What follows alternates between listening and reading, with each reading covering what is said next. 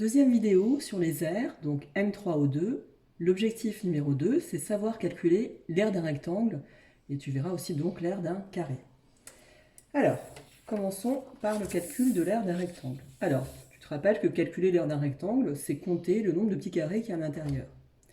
Si j'ai un petit carré de 1 cm de côté, son aire sera de 1 cm². Donc par exemple, si je veux compter le nombre de carrés que j'ai dans mon rectangle, là je peux les compter un à un, mais tu sais aussi qu'on peut compter en longueur. Donc là j'en ai 1, 2, 3, 4, 5, 6, 7.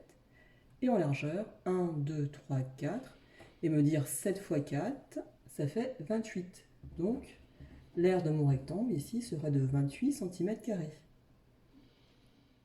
De la même façon, si je regarde ce rectangle vert, je peux compter le nombre de carrés. Là, j'en ai 1, 2, 3.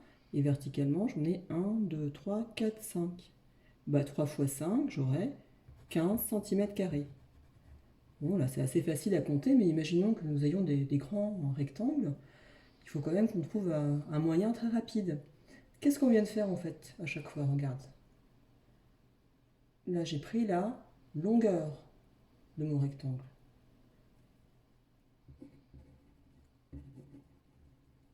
Et je l'ai multiplié par sa largeur.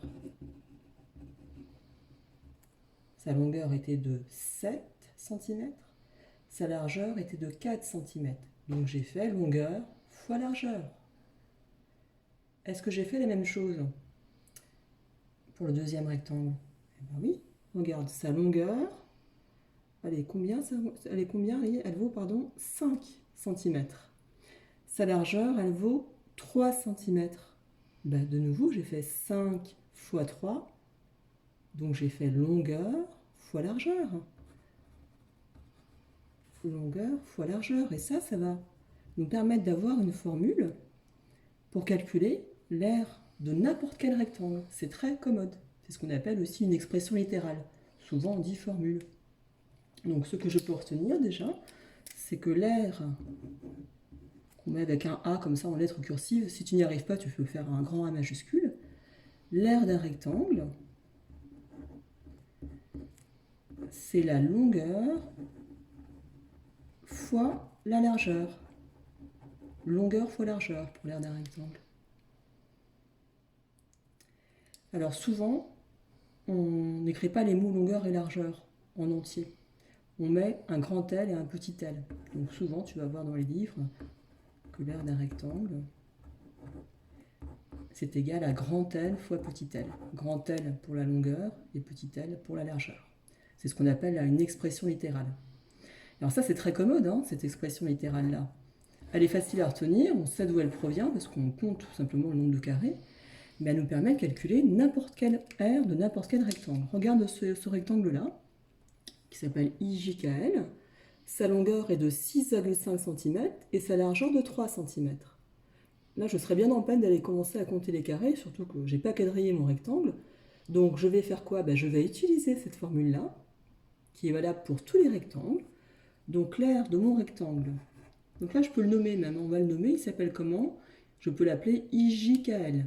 D'accord? Je dois faire le tour du rectangle dans le sens que je veux, sans jamais rentrer, sans jamais passer par une diagonale. Hein. Donc on va l'appeler par exemple IJKL.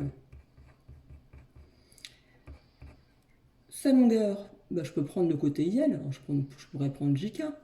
Je peux donc dire, tiens, si je prends IL, ça serait IL qui remplacerait la longueur fois la largeur. La largeur, je peux prendre LK ou IJ. Allons-y, par exemple, pour LK. Donc là, je donne l'expression littérale en utilisant les noms des points. Je n'ai pas pris grand L et petit l, déjà parce que grand L, c'était un des sommets du rectangle. Donc là, je l'ai adapté au nom de mon rectangle. On le fait quand le rectangle a un nom. S'il n'est pas nommé, tu peux très bien dire grand L fois petit l. D'accord? Je vais à la ligne, et qu'est-ce que je vais faire? Je vais remplacer chacune de mes longueurs. IL vaut 6,5 cm, multiplié par LK qui vaut 3 cm. Alors, soit tu fais un petit calcul de tête, tu peux te dire 6 fois 3, 18, 3 fois 0,5, ça fait 1,5, donc ça ferait 19,5 cm², pour l'aire de mon rectangle. Alors, on va vérifier la calculatrice, si tu veux. Tu auras le droit dans ce chapitre d'utiliser la calculatrice.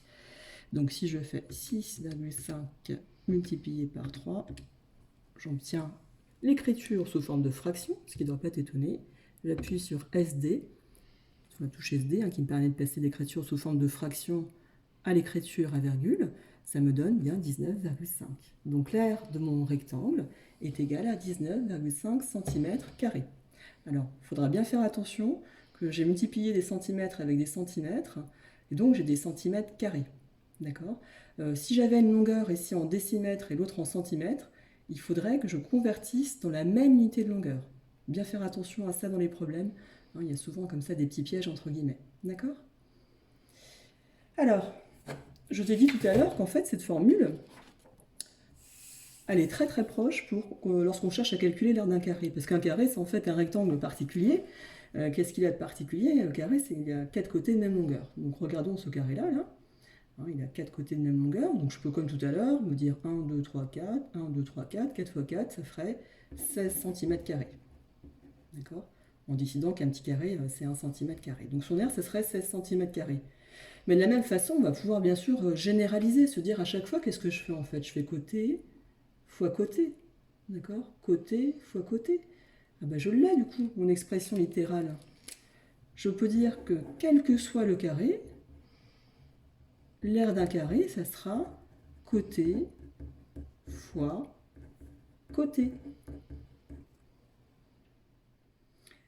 De la même façon que tout à l'heure, on ne marque pas le mot côté. Souvent, on représente ce mot côté par la lettre petit c. C'est la première lettre du mot côté, c'est assez logique. Donc l'aire d'un carré, on marquera que c'est c fois c. Côté fois côté.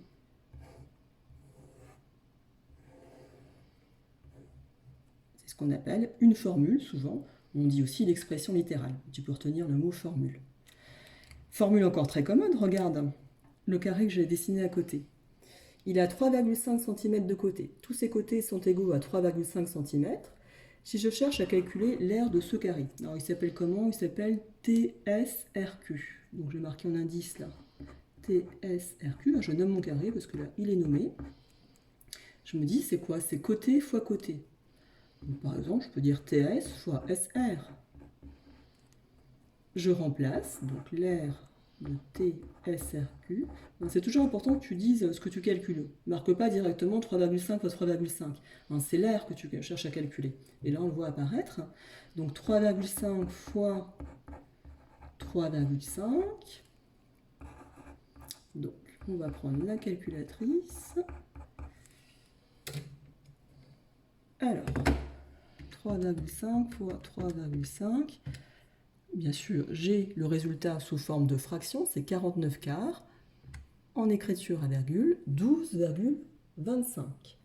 Donc je sais que l'aire de mon carré est égale à 12,25 cm². Alors, je te montre quand même quelque chose. On est en fin de cinquième. Il y a une écriture intéressante. C fois C. On peut l'écrire... L'aire du carré, C fois C, je peux l'écrire C au carré, avec un petit 2 en haut à droite, qu'on appelle un exposant. C'est pour ça qu'on dit centimètre carré. 1 cm², c'est l'aire d'un carré qui a 1 cm de côté. Donc ça provient de là. Le carré d'un nombre, c'est le nombre fois lui-même. Et d'ailleurs, il y a une touche qui correspond à ça sur ta calculatrice. Regarde, à la place tout à l'heure de taper 3,5 fois 3,5, 3,5 fois lui-même, c'est 3,5 au carré. Donc je tape 3,5, ça ne change pas. Et regarde cette petite touche, là, il y a marqué x au carré. Et bien en fait, la calculatrice, elle comprend qu'elle va multiplier 3,5 avec lui-même. Donc j'appuie sur x au carré, tu vois qu'il y a le petit exposant en haut à droite qui apparaît. Je valide. De la même façon, j'ai l'écriture sous forme de fraction. Et regarde, bien sûr, je retrouve mon 12,25 cm². D'accord ? Donc voilà, une petite nouveauté. Donc soit tu retiens la formule comme côté fois côté, qui est assez simple, soit tu peux la retenir, c'est déjà bien, comme C au carré. Alors juste attention, le carré, c'est pas le double.